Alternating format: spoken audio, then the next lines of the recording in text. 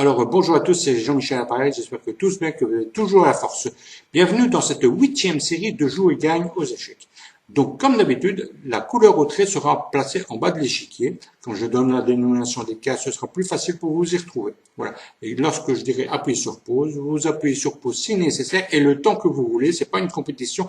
Vous faites comme vous sentez, c'est vous le maître du jeu. Voilà. Donc, dans Joue et gagne aux échecs, donc, le but du jeu, c'est de trouver le coup qui tue la partie, d'accord, où on obtient un gros avantage. Maintenant, si par hasard il y aurait plusieurs coups candidats, je montrerai le coup le plus fort, d'accord. Maintenant, il est possible que je vais pas montrer toutes les variantes, mais je vais montrer l'idée principale et vous en sortirez sans problème, j'en suis certain. Voilà. Alors, sur YouTube, je vais mettre diverses playlists. C'est pour refaire les exercices, ainsi qu'au-dessus de la vidéo, il y aura échecs et maths, la playlist de Joue et gagne. Vous pouvez refaire les exercices et revoir les vidéos. Vous faites comme vous sentez. D'accord? Voilà, on va passer au premier exercice. Donc, les noirs jouent et gagnent. Je retourne ici, voilà. Donc, les noirs jouent et gagnent. Donc ici, on voit le fou en F6 qui attaque la dame en D8. Mais les noirs jouent et gagnent. Appuyez sur pause et réfléchissez.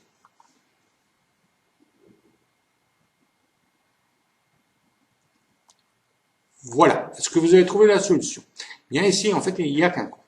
Il y a ces dames E7 échec. Le fou prend la dame. Et on joue tour E5 échec. Le roi ne peut pas aller en F1 car la case est contrôlée par le fou en D3. Donc, il interpose la dame.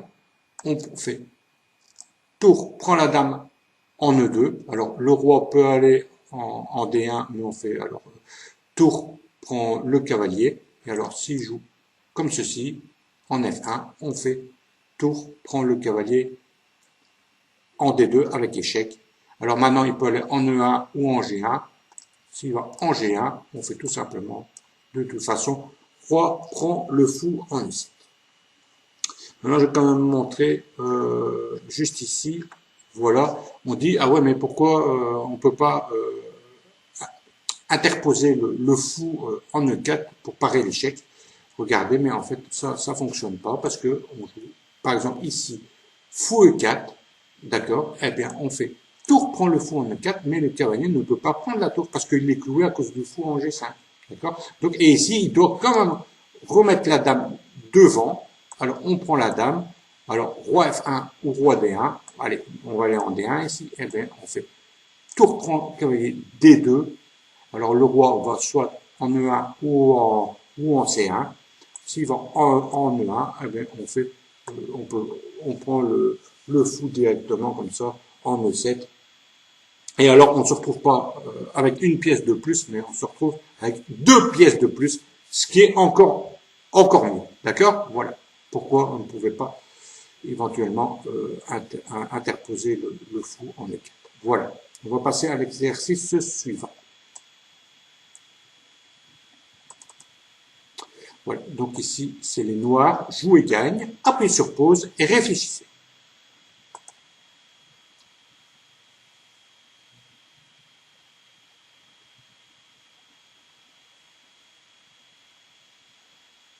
Il n'y a qu'un coup. Et le coup, vous l'avez trouvé? Eh bien, c'est dame prend F2. Avec échec, ici, il n'y a qu'un coup pour les blancs, c'est d'aller en H1. Et maintenant, les noirs, qu'est-ce qu'ils jouent?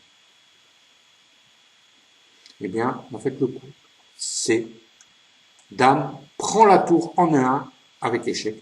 La tour A va prendre la dame comme ceci, et nous, on joue cavalier F2, échec. Le roi doit aller en G1. On fait cavalier prend la dame. Et si maintenant, cavalier prend cavalier, on fait G prend le fou en F6. Et les noirs sont gagnants. Ils ont une qualité et un pion de plus. D'accord? Maintenant, bien entendu, que en pratique, en interclub par exemple, votre adversaire va continuer, mais objectivement ici, les noirs ont un bon jeu, ils vont remporter la partie. D'accord?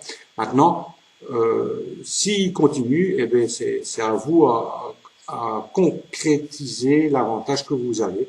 Voilà. Mais ici, objectivement, les noirs sont gagnants. Si maintenant, par exemple, il viendrait à jouer tour E7, eh ben, moi, je suis d'avis de jouer tour F7 directement, pour pas le laisser sur la 7e rangée. Mais bon, ici, les noirs, ils ont vraiment un très beau jeu. Hein.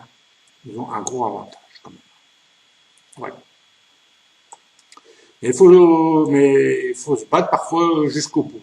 Donc, on est perdant, enfin, légèrement moins bien ou quoi, etc. Et tout dépend des circonstances. Hein. Quand c'est un interclub, allez, c'est pour l'équipe, voilà. Allez, on va passer à l'exercice suivant. Voilà. Donc ici, les noirs jouent et gagnent. Appuyez sur pause et réfléchissez.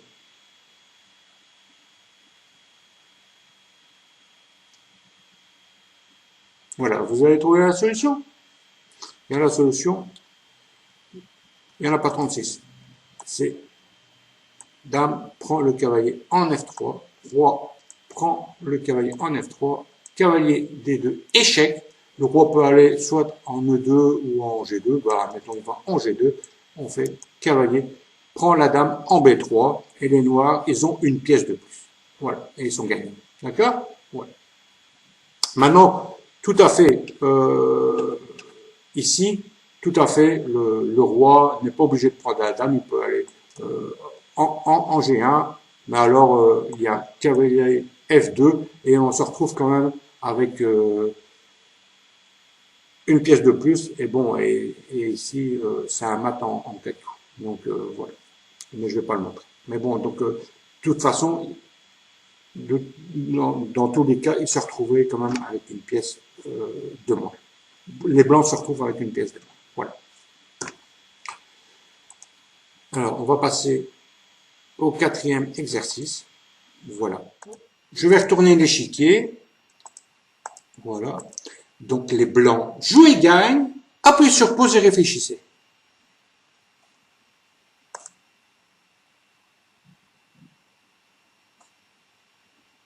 Est-ce que vous avez la solution? Bien, ici, il faut jouer absolument Dame E6. Dame E6, évidemment, ici, le roi a 3 cases. Hein, il peut aller en F8, en H8 ou en H7. Le meilleur coup, c'est H8. Évidemment, s'il va en F8, on joue Dame 8 et c'est échec et mat. Hein, donc voilà. Donc, et s'il va en H7, on gagne un temps. Donc, je vais montrer s'il va en H8.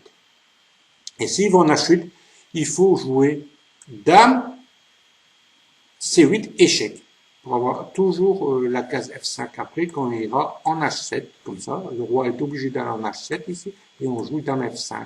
Vous voyez? Échec. Bien entendu, le roi ne peut pas aller en G8 ou en H8, hein, sinon il y a tour 8, échec et mat. D'accord? Donc, les noirs vont pousser le pion G6.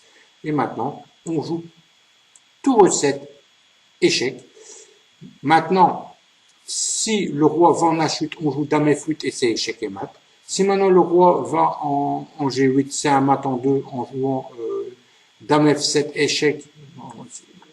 On fait ça et c'est échec et mat en 2.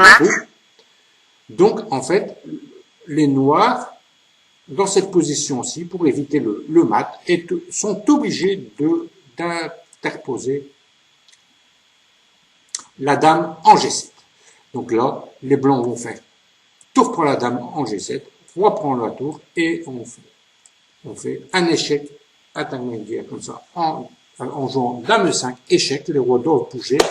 Et bon, maintenant, il n'y a plus de problème pour les blancs, ils sont gagnants. Donc, bien entendu, les blancs dans cette position-là doivent faire très attention au mat du couloir. Ne déconnez pas, il faut rester concentré jusqu'au bout. Hein, d'accord? Ce serait horrible, hein, tout pareil. Voilà, allez, on va passer au 5e et dernier exercice. Voilà. Donc ici, les blancs ont un plan de plus, les pions noirs sont doublés, mais les blancs, ils ont une qualité de moins. Voilà. Donc, mais les blancs vont jouer et gagner. Donc, appuyez sur pause et réfléchissez.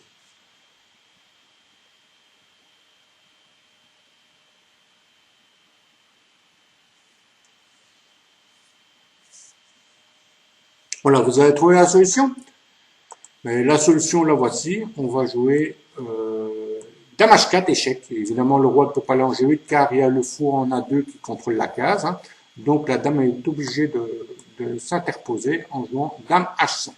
Et maintenant, les blancs, ben, ils font Dame prend Dame, le pion G prend la dame en H5, et après, on joue Fou B1, et on cloue la tour en C2 qui va être perdue et les blancs gagnent. Voilà, c'est terrible. Terrible. Voilà.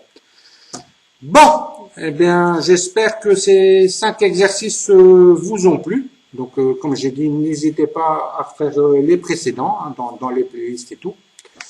Donc, n'oubliez pas de me faire un petit pouce, ça me fait plaisir, d'accord?